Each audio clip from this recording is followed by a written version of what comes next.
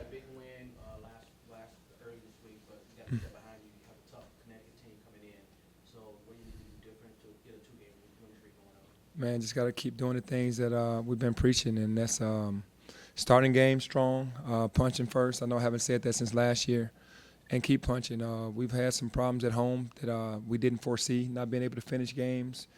And on the road, we did a good job of that. And we've kind of gotten more settled on the defensive end of what we need to do. We got some stops last game, and then we got the ball in the guys' hands that we wanted to shoot, and they made shots. So, obviously it was a big game for Lance Thomas.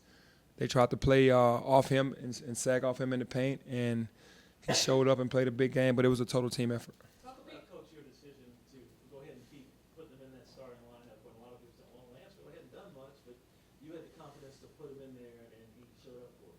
Well, I think a lot of times that, a lot of coaches give up on kids, but with Lance, I just understood he was our hardest worker last year. Still works really hard this year. He lost a lot of confidence because I don't really know where he thought he was going to be with this group, and probably tried to do too much. Not probably, but tried to do too much. And when he failed at trying to do too much, he lost his confidence. And I just saw in practice that he just kept working and kept working. And I said, you know what, we're going to put Lance in the lineup. To play alongside Precious is a perfect combination with him because he's a shooter and Precious is a guy that slashes. And, it worked out. And he had a breakout game on things that he do all the time in practice. He shoots the ball like that in practice all the time, and it carried over.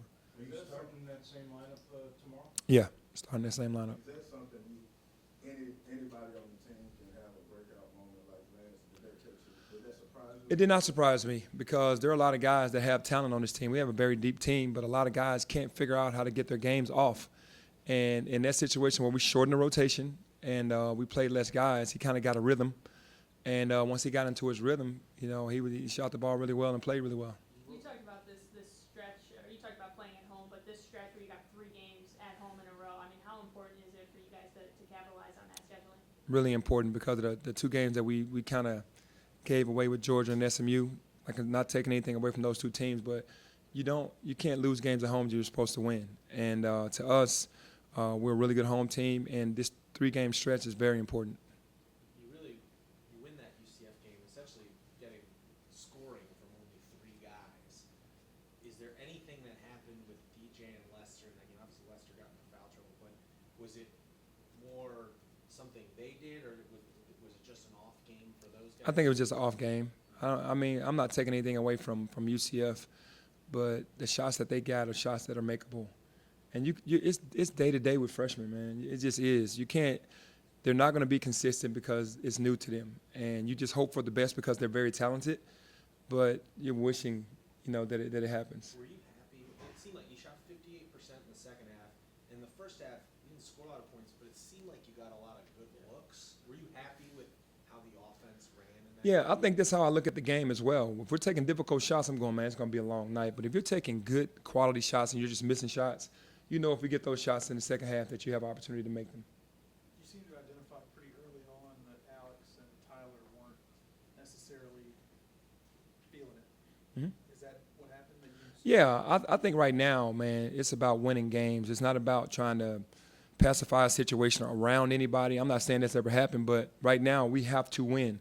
And the group that has it going is going to be the group that's out there. I've usually gone 4 or 5 minutes, play as hard as you can, exhaust yourself, ask for a break, the next 5 come in, or the next 2 or 3 come in and do the same. Now we got certain guys have to shoulder the load. And if you need 3 main guys and everyone else is role players, then we have to figure that out as well. But there's no time to be on the floor and not giving positive minutes because we have to go with the guy that is. Penny, are you surprised at the free throw shooting and 5 of 9 missing front ends? Can that get better? It can get better, but, we shoot them every day because I know now it's a priority. It's been a priority for us for a while. But, again, freshmen in the arena, not really taking it seriously. Maybe the moment gets big and they miss them, but 5 for 9 really isn't enough for me. We need to get that up in the teens, like high teens. That means that we're really attacking the rim. But we have to make free throws. We're not really that poor of a free throw shooting team. I think it's just concentration, and I think we'll make them for sure. Tell us about UConn. Tell us about UConn now. I know they started out, they had a lot of high hopes. They lost a couple of players injury-wise, but what do they look like now to you? Yeah, injuries have been hitting them a lot this season. They're a really talented team. They have great guards, and their guard play I think if you look at their schedule, they could have won 5 more games. They just lost the games at the end. They complete and they play really hard. And they have a storied tradition and history at that school of winning. And I know Danny Hurley feels like, we're right there. And they're looking for wins like coming on the road here at Memphis as being their NCAA game. So you can't take them for granted. They're well coached and they play extremely hard and they still have enough talent, but they have had injuries. The injury bug that's really hampered them from being able to be who they really are. Last week when Woody was in here, he mentioned that about push-ups when they turn the ball over in practice. Mm-hmm. You really out there doing push-ups? Absolutely. It's a team. Everybody needs to drop. Bam. As soon as it's a turnover. Now we've added offensive rebounding. So if we're doing way too many push-ups, then we're going to make them run. But it's in a decent area right now, though. How do you determine what's too many push-ups? When you're I would say we're doing 5 for every turnover and 5 for every offensive rebound. If it gets into the 20s, 30s area, now it's time, okay, you guys got to run. After you get too swole, you said you don't do a lot of yelling and screaming, but you would.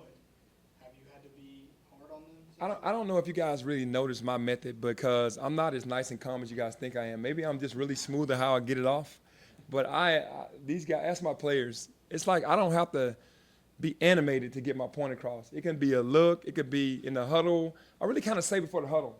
In the huddle, there are some choice words and some things going on right there. But you really got to stay calm because when you're dealing with freshmen who are all like fragile, you can't yell and scream. You got to know who you can yell and scream at and who you can do that to.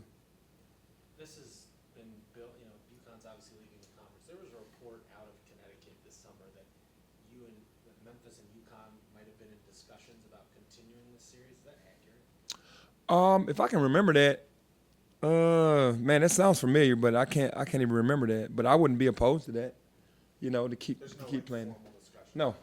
No.